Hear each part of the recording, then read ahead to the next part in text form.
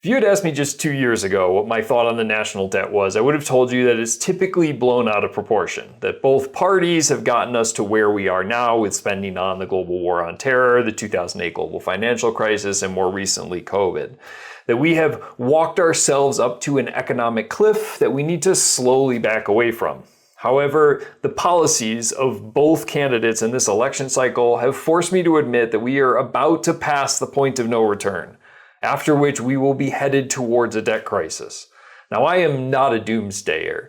Most of the videos, social media posts, or even news articles I read are nothing more than fear-mongering, attempting to sell advertisements. However, economically, the national debt is the most important issue of the next 4 years. So let's get into it.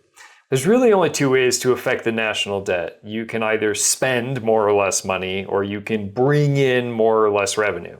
How much we spend is pretty easy to understand. That's the national budget, how much money the government spends. Neither candidate is running on any type of a platform to reduce spending, and that tracks with their first couple of terms. Harris as vice president under Biden, neither of them really had any interest in reducing spending, and Trump certainly didn't do it in his first term. Now, Trump is talking about efficiency improvements, although that doesn't seem to show up anywhere in the rest of his policies, but it is at least a nod in the right direction. Now, the next thing, revenue, is a little bit more complicated. You can certainly increase tax revenue by increasing taxes, but you can also do it by increasing economic activity. That's important because that happens naturally each year. In general, the economy gets bigger each year, and thus we can bring in more tax revenue with the same tax code. We don't necessarily have to solve this problem by reducing spending and increasing taxes, so long as any increase in revenue isn't offset by a similar increase in spending. But before we move on, I want to be crystal clear about what I will call a common misconception, to be polite, that politicians have, which is that lowering taxes somehow pays for itself with increases in economic growth. In the last 70 years, we have never seen an appreciable change in economic growth based on lowering taxes, and every economist understands that.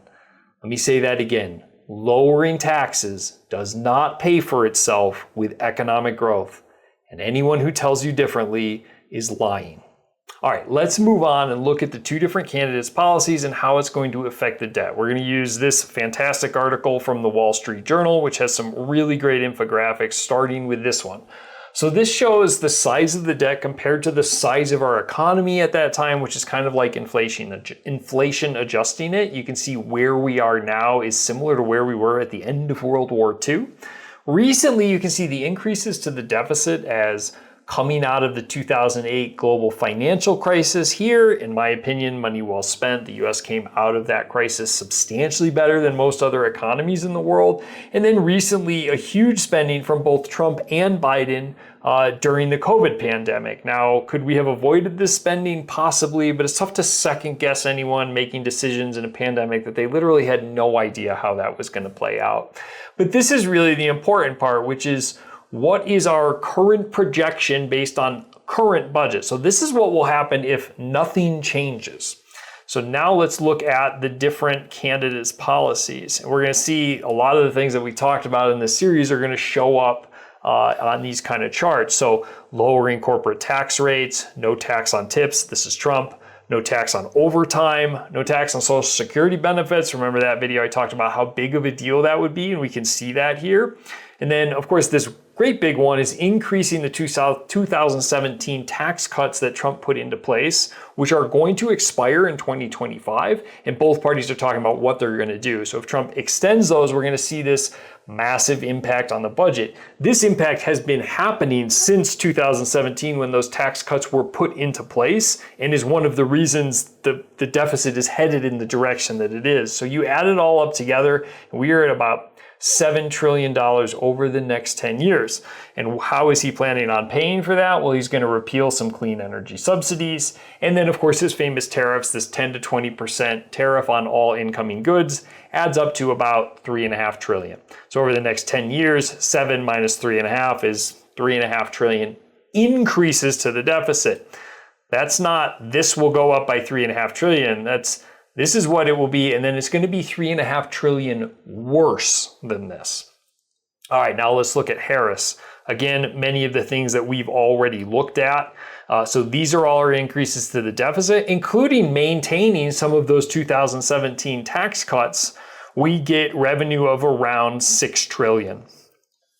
And of course, she has a lot more, deficit of about $6 trillion. She has a lot more revenue sources. A lot of these things we talked about, increasing the corporate tax rate, capital gains and taxes on the very wealthy. That's the unrealized gains thing at about $5 trillion. So $6 trillion minus $5 trillion, about $1 trillion worsening of the deficit over the next 10 years.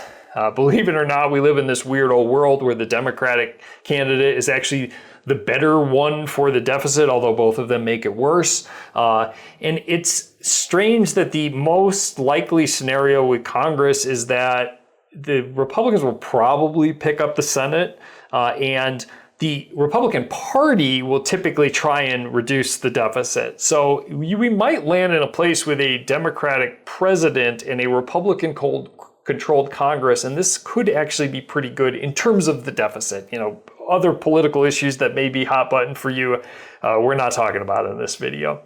All right, this is the last infographic. I think it's really good about where the revenue comes from and where we spend our taxes. So if you remember back to no tax on tips, we have the payroll tax here and individual income tax, major portion of kind of what normal people pay in taxes.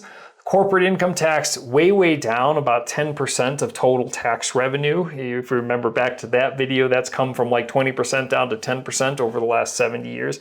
Then other revenue, this is tariffs, right? And other things that we bring tax revenue in. If you look at spending, Social Security and Medicare, these are going to be really tough to bring down, although we could do things like increase the full retirement age for Social Security. Net interest, that's already locked in. That's what we're paying on the current debt.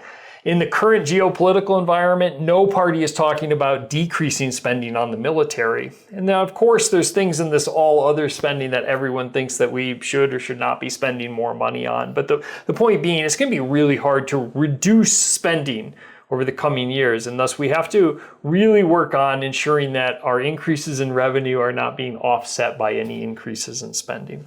All right, so where does this leave us when it comes to the future of this election in the next 4 years? I'll be honest, it doesn't look good. Both parties are so desperate to win this election that they're trying to buy votes with bad economic policies for the long-term future of the country, especially when you look at the deficit. We need a strong leader who can give us a bit of tough love. That's only going to work if we're willing to accept that tough love and focus more on the long term than the short term. For now, all we can hope is that whoever ends up in the White House spends more time thinking about the deficit in the next 4 years than they did while they were on the campaign trail. This is actually the final video in a series of videos about the two different candidates' tax policies. If you want to start at the beginning of that series, then here's the link for it. Stick around the channel for similar content, and I will talk to you soon.